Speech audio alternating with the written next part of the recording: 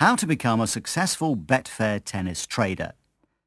Trading in-play tennis matches on Betfair using the tennis trading league systems can be boiled down to a few general factors which impact each other. The first factor is the money management. It's all about how you manage your funds, how you choose your stakes, and how you assess when to close the trades. The second factor is the strategies and techniques you use when trading on tennis in play. The tennis trading league systems give you all the necessary information about the odds movement and how you can use it to your advantage. However, it's up to you which approach you're going to use when trading tennis on Betfair. You can trade on long-term price fluctuations. You can also use scalping trading strategies and trade on instant price fluctuations. But no matter what strategies you're following, you have to understand that controlling your emotions and getting your mindset on the right wave are essential parts of Betfair tennis trading. All right, you've read and watched the tennis trading league systems inside and out, and you're ready for real trading, aren't you? Well, you sign up for the Betfair account, download the BetAngel software, and start looking for the right tennis matches to trade on. After half an hour, the tennis match meeting all the criteria is about to start. There's a clear favourite of the match with odds of 1.3, and you start watching it on the TV and waiting for the right opportunity to place the first bet. OK, there's the right one. The receiving underdog is going to win the game. Accordingly to the tennis trading league systems, we could lay the favourite and then wait for the odds to drift out. Well, the lay bet is taken and you're waiting on the odds to lengthen. 1 second, another, the time is ticking away and still the odds have changed only by 1 increment.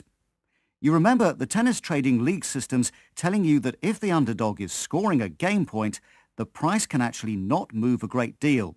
But it's so annoying, isn't it? With a heavy sigh, you decide to follow the system and back the favourite for the same price you laid him at and close the trade with a zero profit. But you decide that the next trade certainly has to be the right one. OK, there it comes. The favourite is going to score a break point. A great opportunity. You successfully place the back bet on the favourite right before the final point is scored. Then the player scores the break point and the odds drop by 9 increments and you secure £8 profit using a £100 stake.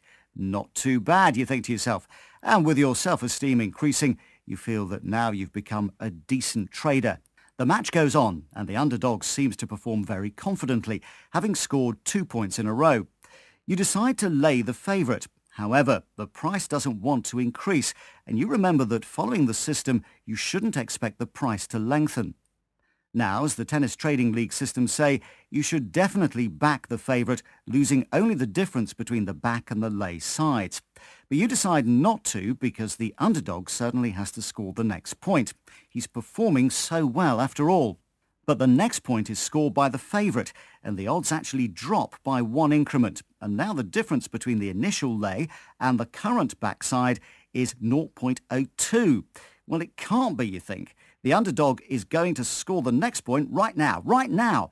And you look in disbelief as the favourite evens the score by hitting the ball with a powerful forehand. And the difference between the odds is 0.05. Now you are finally forced to exit the trade, accepting a loss.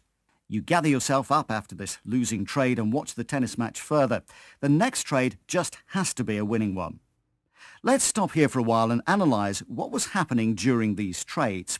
First of all, you became emotional. You allowed your emotions to take control over your rational mind. And under such circumstances, the decision-making is very difficult. Anger, anxiety, fear, excitement, joy, pride, determination to earn money. By all means, you've got to suppress all these emotions in order to become a successful Betfair trader. Now you may ask, but what if I'm a supporter of a particular player? While watching the match, I will certainly become emotional. Well, obviously you have to learn to separate the emotions of supporting a player and the ones that come with the money matters. You have to look at the BetAngel window and see the odds from the technical point of view. You see, successful traders don't look at the figures, seeing the money.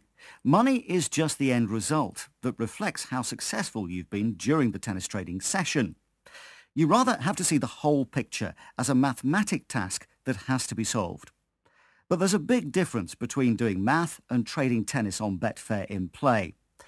If you were rewarded with a money prize every time you did sums at school, you'd be the best student in the class, that's for sure. But Betfair tennis trading is different. By trying to earn more and more money, you can actually lose even more if you don't know how to stop at the right time. Motivation and desire can turn from your drive into your worst enemy. Excitement is going to blind your ability to assess the risk and get out of the trade at the right time.